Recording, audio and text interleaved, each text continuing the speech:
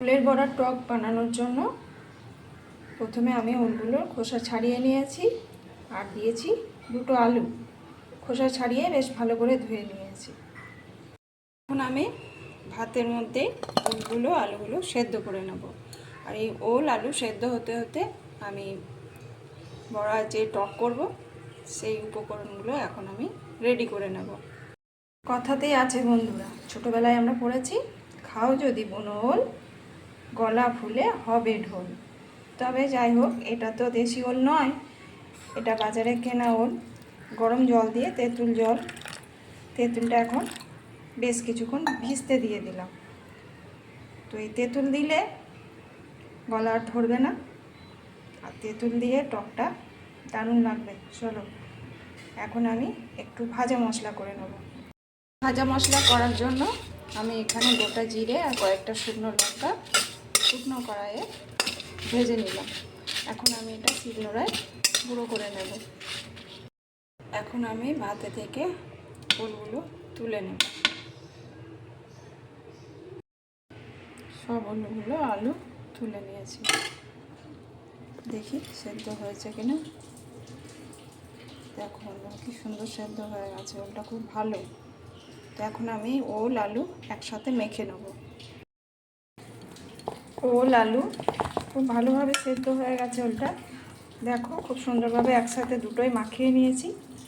এখন আমি দিয়ে দেব বেসন। এই যে বেসন, মটর ডাল বাটা, ছোলার ডাল বাটা, মসুর ডাল বাটা, চিংড়ি মাছ বাটা দিয়েও খুব ভালো হয় এটা। আলু দিয়ে তরকারিও হয়, তবে সেখানে একটু বেশি করে টমেটো বাটা দিতে হবে আর একটু লেবুর রস দিতে হবে। তবে আমি এখানে যেহেতু তেঁতুল দিয়ে করছি তাই লেবুর রস দেব না। এখন দিয়ে দেবো আন্দাজ মতো লবণ, হলুদ দিয়ে দেবো বেশ কিছু কেটে রাখা ছোট ছোট করে পেঁয়াজ আর কাঁচা লঙ্কা। এখন আমি এগুলো সব ভালোভাবে মিশিয়ে নেব। দেখো আমি এরকমভাবে মাখিয়ে নিয়েছি।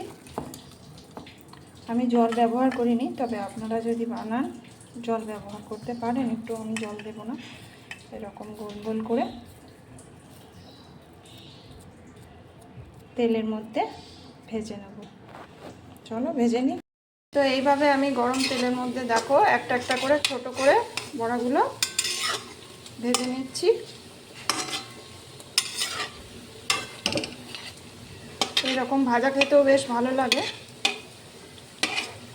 গরম গরম।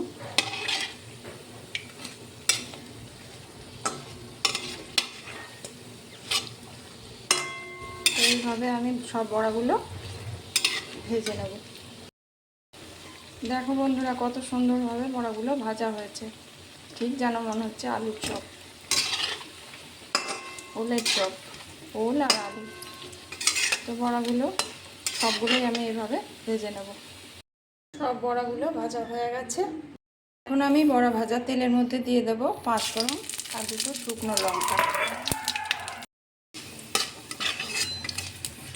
5 ফোড়ন শুকনো লঙ্কা ভালো করে ভাজানো হয়ে গেছে ভাজা। এখন আমি কেটে রাখা পেঁয়াজ কুচিগুলো দিয়ে দেবো। পেঁয়াজগুলো বেশ ভালোভাবে ভেজে নেব।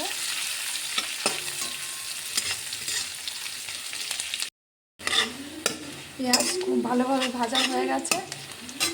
এখন আমি দিয়ে দেবো লবণ, হলুদ আর একটু চিনি আন্দাজ মতো।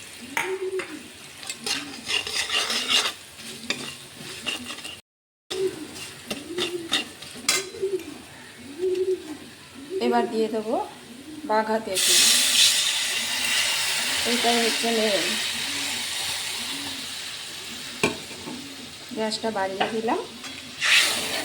এখন আমি এই তেঁতুল জল, পেঁয়াজ, লবণ, হলুদ দিয়ে সব কষিয়ে একসাথে এখন আমি কিছুক্ষণ ফুটতে দেব। টকের ঝোল ফুটতে ফুটতে আমি এই যে ভাজা মশলাটা শিলনোড়ায় গুঁড়ো করে নিলাম। এইদিকে টকের ঝোল বেশ ভালোভাবে ফুটে উঠেছে। এখন আমি ভাজা মশলাটা দিয়ে দিলাম।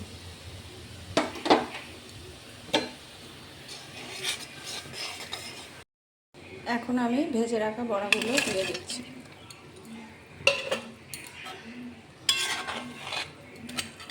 এই রান্নাটা আমার মাও ভালো করে, বাবাও ভালো করে, করতো বাবা। তবে এই রান্নাটা আমি বাবার কাছ থেকেই শিখেছি। বাবা যখন এই রান্নাটা করতো তখন আমার খুব ভালো লাগতো খেতে। এটা আমাকে বাবাই শিখিয়েছিল। তো যারা টক খেতে ভালোবাসো তারা এরকমভাবে ওলের বড়া টক করে একবার খেয়ে দেখতে পারো, বেশ ভালো লাগে। আর যদি টক না খাও, টমেটো পেস্ট করে একটু চিংড়ি বাটা দিয়ে, ডাল বাটা দিয়ে, আলু দিয়ে একটু তরকারি করো, সেটাও বেশ ভালো লাগে খেতে। তো আজকে ওলের বড়ার টকের সাথে রইল আমার মিষ্টি বন্ধুদের জন্য শুভ দুপুরের শুভেচ্ছা। সকলে খুব ভালো থেকো। পুরো ভিডিওটা দেখার জন্য সকলকে অনেক অনেক ধন্যবাদ। সকলের দিন খুব খুব ভালো কাটো। সকলের জন্য রইল অনেক অনেক শুভেচ্ছা, অভিনন্দন, শুভকামনা। সবাই ভালো থেকো, সুস্থ থেকো, বাই। আজকে আমি রান্না করে নিয়েছি ওলের বড়ার টক। এইটা খেতে আমার খুব ভালো লাগে, তাই ওল সেদ্ধ তো খাওয়াই হয়, তাই ওল সেদ্ধ করে আজকে আমি বড়া করে টক করে নিলাম তেঁতুল দিয়ে, বুঝেছো?